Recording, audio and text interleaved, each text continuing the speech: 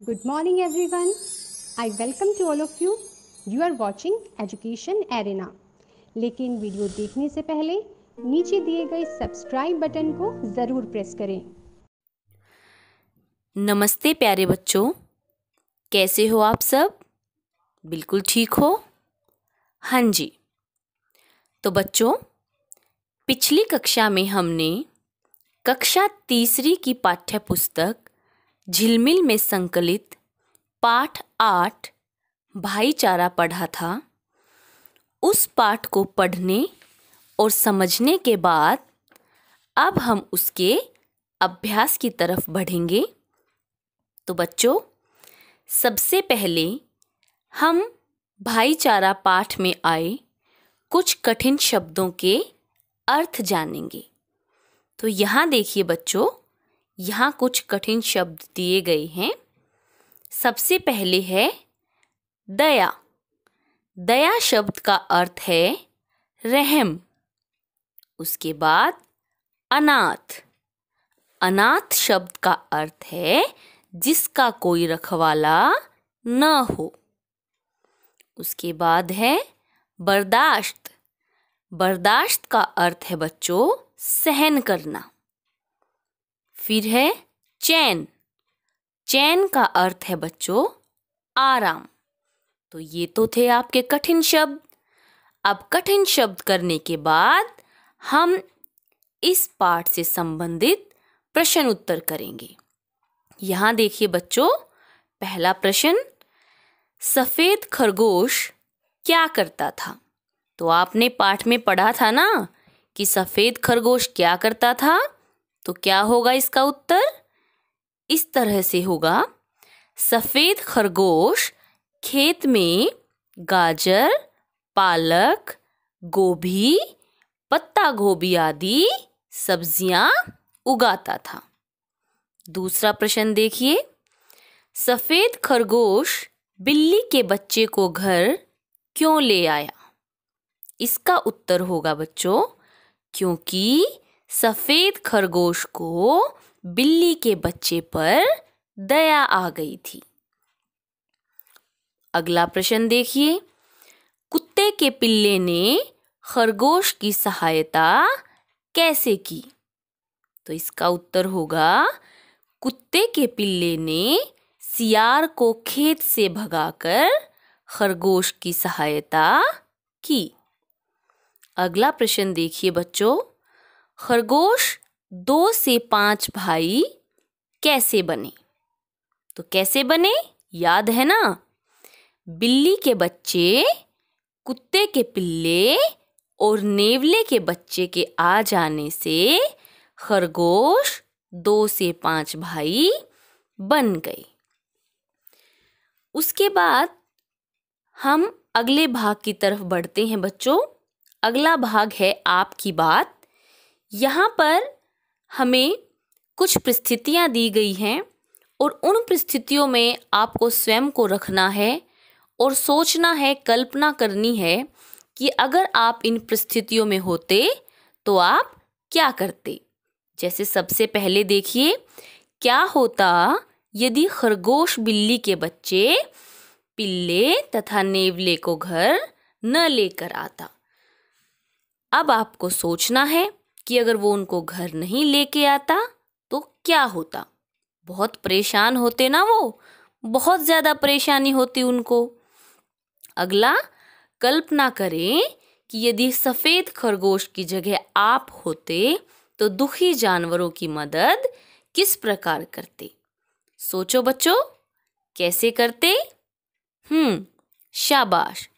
उन्हें खाना खिलाकर, उन्हें चोट न पहुंचाकर और भी बहुत सारे तरीकों से।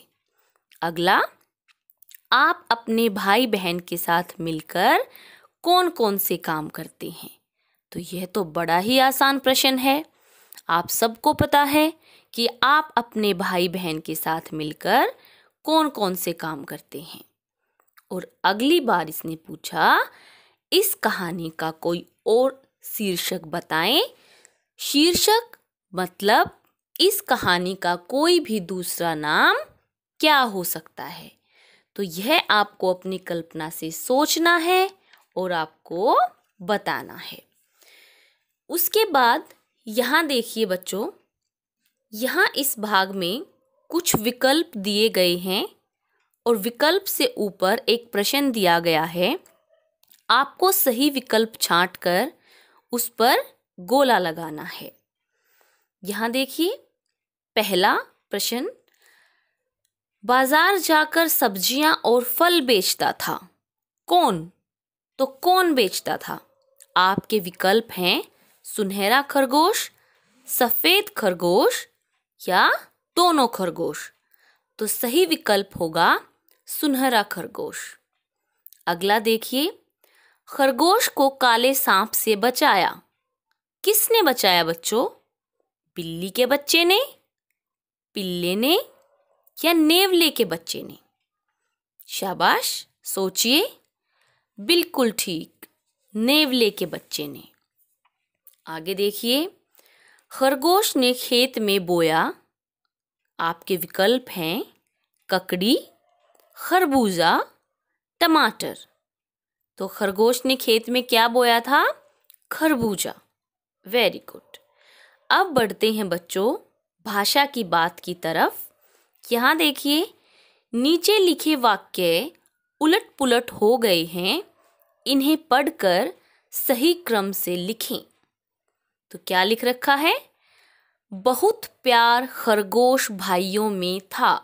तो बच्चों, आपको शब्द तो यही प्रयोग करने हैं, लेकिन ये शब्द उलट पुलट दिए गए हैं। आपको इन्हें सही क्रम से लगाना है और इस वाक्य का सही क्रम होगा खरगोश भाइयों में बहुत प्यार था। अगला भी वाक्य ऐसे ही उलट पुलट कर दिया गया है।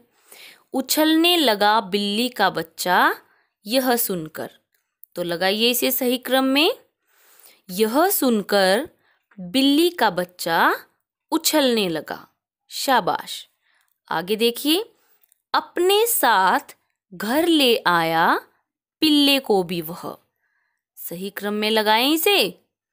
वह पिल्ले को भी अपने साथ घर ले आया। अगला वाक्य देखिए, भाई रहने लगे चैन से पांचों उस घर में। अब सही क्रम में लगाते हैं इसको। पांचों भाई चैन से उस घर में रहने लगे। हो गया बच्चों। अब अगले भाग की तरफ बढ़ते हैं। यहाँ देखिए, खाद, दवाइयाँ और खाने पीने का सामान लाता था।